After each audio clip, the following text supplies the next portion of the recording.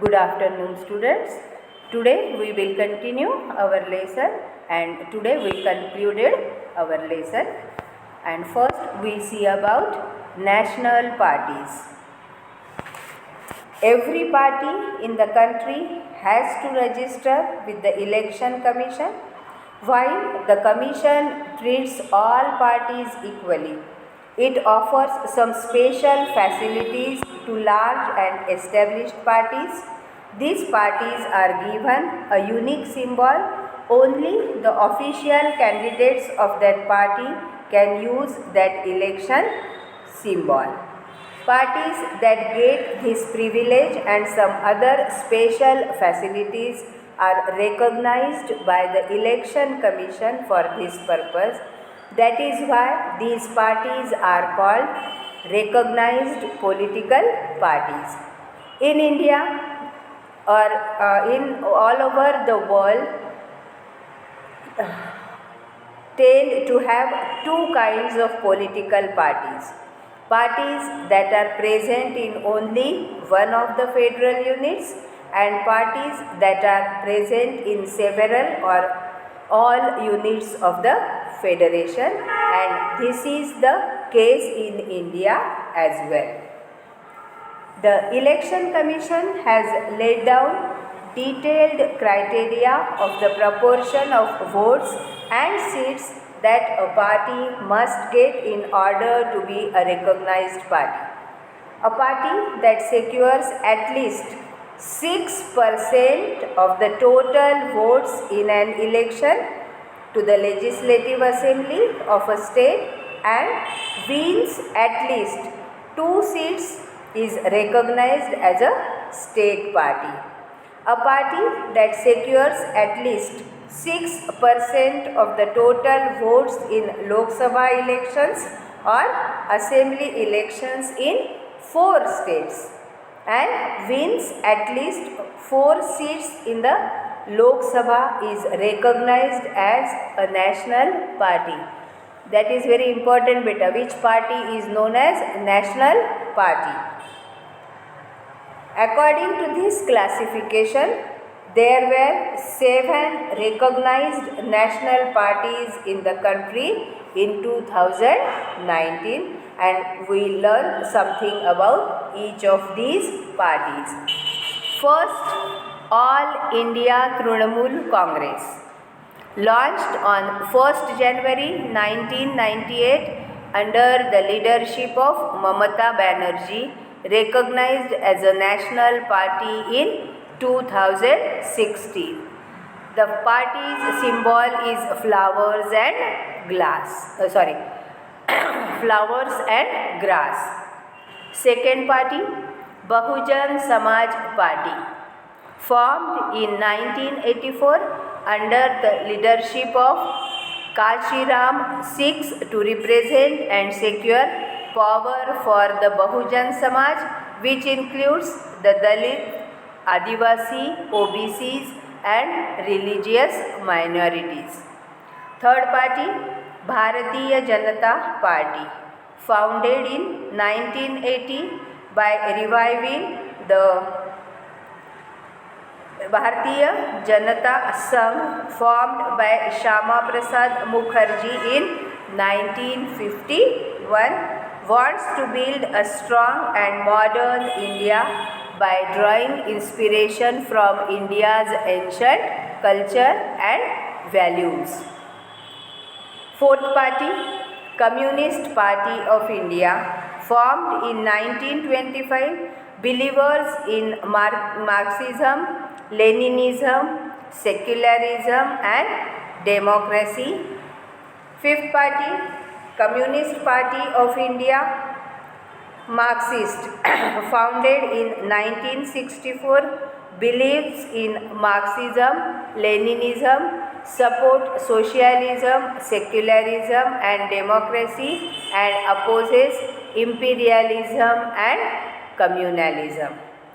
Another party, Indian National Congress, popularly known as the Congress Party, one of the oldest parties of the world, founded in 1885. Now in Hindi, राष्ट्रीय दल देश की हर party को निर्वाचन आयोग में अपना पंजीकरण कराना पड़ता है।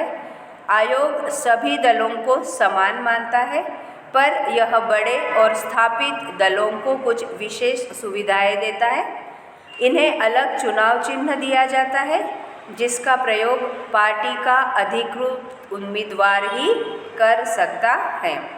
इस विशेषाधिकार और कुछ अन्य लाभ पाने वाली पार्टियों को मान्यता प्राप्त दल कहते हैं।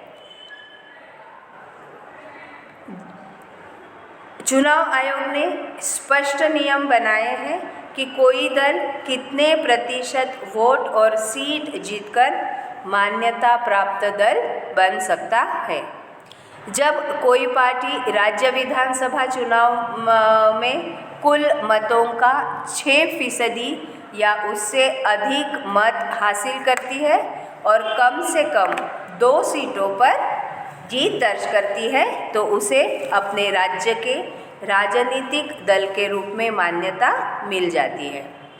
अगर कोई दल लोकसभा चुनाव में पड़े कुल वोट का अथवा राज्यों के विधानसभाई चुनाव में पड़े कुल वोटों का 6% हासिल करता है और लोकसभा के चुनाव में कम से कम 4 सीटों पर जीत दर्ज करता है, तो उसे राष्ट्रीय दल की मान्यता मिलती है। बेटा ये बहुत इम्पोर्टेंट है, इसमें आपको सवाल पूछ सकते हैं कि किस दल को राष्ट्रीय दल कहते हैं या राष्ट्रीय दल से आप क्या समझते हो। अब इस वर्गीकरण के हिसाब से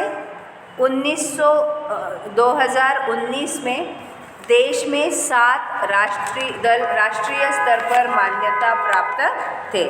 आइए इनके बारे में थोड़ा जान लें। First, all India Trinamool Congress. यह 1 जनवरी 1998 को ममता बनर्जी के नेतृत्व में बनी और 2016 में राष्ट्रीय दल के रूप में मान्यता प्राप्त हुई। पुष्प और तृण पार्टी का प्रतीक है। दूसरी पार्टी है बहुजन समाज पार्टी। स्वर्गवासी कांशीराम के नेतृत्व में 1984 में इसका गठन हुआ। बहुजन समाज, जिसमें दलित, आदिवासी, पिछड़ी जातियाँ और धार्मिक अल्पसंख्यक शामिल हैं। तीसरा, भारतीय जनता पार्टी। पुराने भारतीय जनसंघ को, जिसे श्यामा प्रसाद मुखर्जी ने 1951 में गठित किया और पुनर्जीवित करके 1980 में यह पार्टी बनी। भारत की प्राचीन संस्कृति और मूल्य, दीनदयाल उपाध्याय के विचार, समग्र मानवतावाद एवं अंत्योदय से प्रेरणा लेकर मजबूत और आधुनिक भारत बनाने का लक्ष्य। कम्युनिस्ट पार्टी ऑफ इंडिया 1925 में गठित, मार्क्सवाद, लेनिनवाद, धर्मनिरपेक्षता और लोकतंत्र में आस्था, अलगाववादी और सांप्रदायिक ताकतों की विरोधी।